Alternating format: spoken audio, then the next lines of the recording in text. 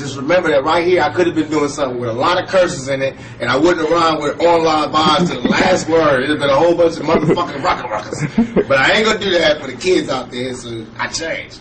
But Bob Online. So imagine it was a rap on the back of that. Bob Online. Cool. That's it.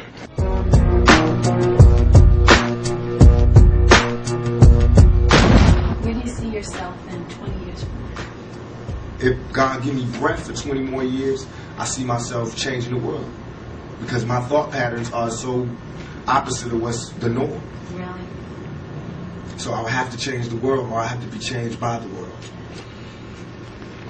How is it working with Suge and how do you think West Coast for you? And a lot of your East Coast fans feel like your new allegiance to the West Coast has felt, you know, a lot of them feel maybe you're not as loyal to the East Coast anymore.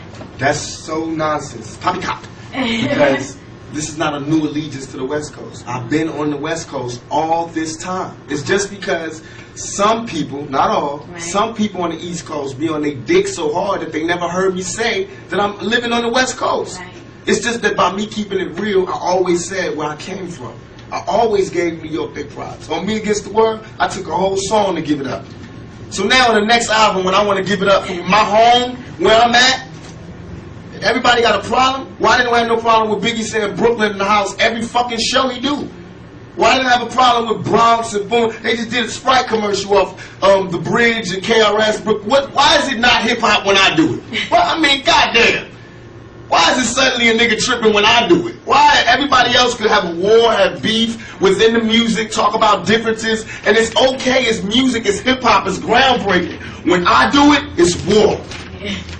And that's all I'm doing. All I'm doing is saying I'm tired of you talking about where you from. And if that's what we're going to do now, because we was doing it like hip-hop was one nation. And I have proof to say what I was doing. I did more for the East Coast than the East Coast did.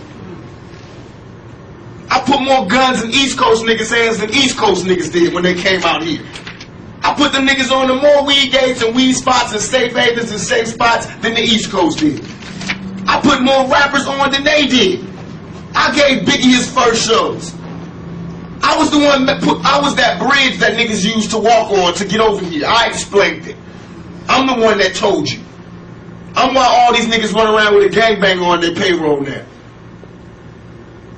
Is there still a beef going on with you and Biggie?